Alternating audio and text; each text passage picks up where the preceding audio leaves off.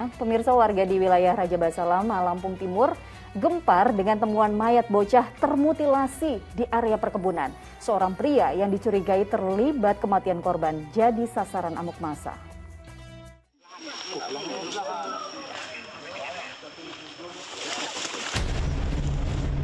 Segerombolan warga seketika berkumpul di area perkebunan tatkala mengetahui ada mayat termutilasi. Peristiwa yang terjadi di Raja Basalama, Labuhan Ratu, Lampung Timur sontak mengejutkan. Usai temuan jasad tersebut, ada salah satu pria mencurigakan yang kerap berada di lokasi kejadian. Tak pelak, pria dengan senjata tajam itu pun jadi sasaran amarah warga karena diduga menjadi aktor di balik tewasnya korban yang berusia 12 tahun. Jadi menurut informasi dari kawan yang sama korban itu pagi-pagi itu mencari durian jatuh. Nah, cuman dikarenakan masih sangat gelap gulita, ada yang menyerang si korban, sehingga kawannya ini lari. Polisi yang datang ke lokasi langsung mengamankan pria mencurigakan tersebut. Itu yang diduga pelaku pembunuhan. Yang pelaku tersebut diamankan oleh massa yang berada di seputaran TKP. Saat ini yang diduga pelaku tersebut kita amankan ke Polres Lampung Timur guna dilakukan pemeriksaan lebih lanjut. Hati orang tua mana tak hancur melihat anaknya kehilangan nyawa dengan tragis. Duka para tetangga turut menyertai kepergian bocah tak berdosa itu hingga menuju peristirahatan terakhirnya. Dari Lampung Timur, Lampung, Asep Syaifullah melaporkan. Masih terkait mayat termutilasi, seorang perempuan yang dikenal sebagai petani tewas mengenaskan di areal persawahan di Tegal, Jawa Tengah. Sejumlah bagian tubuh korban hilang diduga dimutilasi. Isak tangis keluarga mewarnai kedatangan jenazah Kasni, perempuan berusia 59 tahun, untuk dimakamkan di Desa Jatimulya, Surodadi, Tegal, Jawa Tengah. Kasni sebelumnya ditemukan tewas mengenaskan oleh sang suami yang menyusulnya ke sawah karena tak kunjung pulang saat jam istirahat siang. Terdapat bekas luka sayatan dan sejumlah bagian tubuhnya yang hilang. Wong wadon yang di sana, saya di sini. Ya, beda lokasi. Jadi saya nyemprot udah habis. Nah, saya pulang. Lah pulang saya makan terusan kemutan wong wadon. Nah, kemutan wong wadon jam 2 kau urung balik. Udah jam 2 belum pulang. Iya. Nah, saya di sana samperin sawah lagi. Iya. Guna penyelidikan lebih lanjut, selain otopsi, polisi telah melakukan olah TKP dengan menerjunkan anjing pelacak. Polisi belum memberikan keterangan lebih lanjut terkait dugaan pembunuhan mutilasi ini. Kuncoro Wijayanto melaporkan dari Tegal, Jawa Tengah.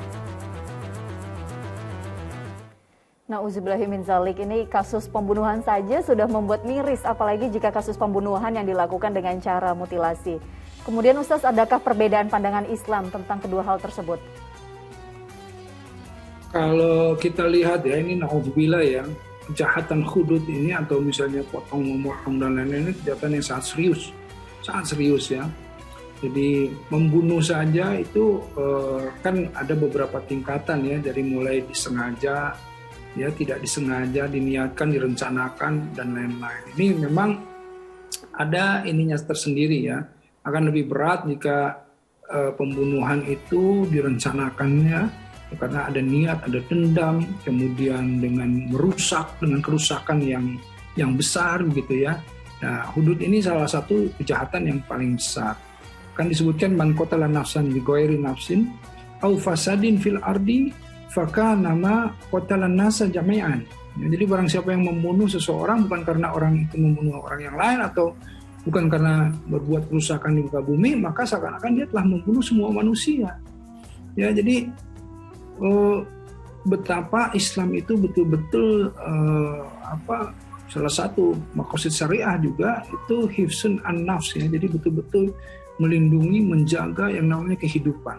Karena kan sebetulnya manusia yang berbuat salah pun gitu ya, dia harus diberi kesempatan untuk kemudian dia melakukan pertobatan. Nah, ini jadi selalu diberikan kesempatan untuk bertobat begitu ya.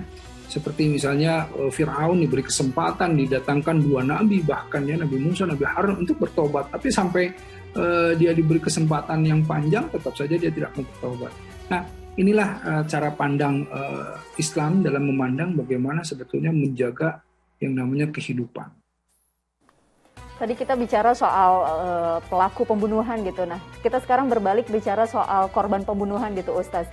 Ketika ya kita tahu ya bahwa manusia itu tidak luput dari dosa, tapi ketika korban itu menjadi korban pembunuhan, apakah itu bisa dibilang bukan meninggal karena husnul khotimah, dan apakah dosa-dosanya akan diampuni karena dia menjadi korban pembunuhan itu, Ustaz? Nah ini dia, jadi intinya walau alam bisawab itu kita tidak mengetahui, itu kan otoritas Allah ya, tetapi kita tidak boleh judgmental atau mengambil sebuah kesimpulan ketika orang meninggal atau mati dalam kondisi yang tidak baik, kemudian kita bilang bahwa dia su'ul khotimah, tidak husnul khotimah. Jangan seperti itu, karena para sahabat juga meninggal itu dari fitnah ya. Umar bin Khattab ditusuk gitu ya, sahabat Utsman dibunuh gitu kan. Jadi bentuk-bentuknya bentuk-bentuk yang kemudian kalau kita lihat ini orang-orang yang soleh, orang-orang yang sudah dijamin surga gitu. Jadi boleh jadi apa yang dia alami ya, beliau alami itu adalah mekanisme pengguguran dosanya. Nah, jadi kita juga melihat orang yang sakit keras biasanya ya, kemudian meninggal atau meninggal dalam kondisi bencana dan lain-lain gitu. Itu kalau yang sakit keras dan lain-lain pengguguran dosa-dosa. Tapi kalau misalnya bencana dan lain-lain boleh jadi itu dia akan menjadi syahid ya, matinya karena bencana, karena wabah dan lain-lain. Tapi itu pun mesti kita lihat bagaimana dia hubungan keimanannya dengan Allah gitu ya. Apakah ini menjadi pengguguran dosa-dosanya, apakah ini meningkatkan derajatnya, apakah ini bahkan azab bagi dirinya sebagaimana Fir'aun. Wallahu a'lam bishawab. Tapi yang jelas kita berhusnuzon, kita berprasangka baik, dan kita selalu berdoa agar orang-orang tersebut diampuni oleh Allah dan diberikan tempat yang terbaik. Insyaallah. Amin, amin. Amin, amin ya Rabbal Alamin. Termasuk juga untuk keluarga korban, semoga diberikan ketabahan dan juga keikhlasan. Kini kita tinggalkan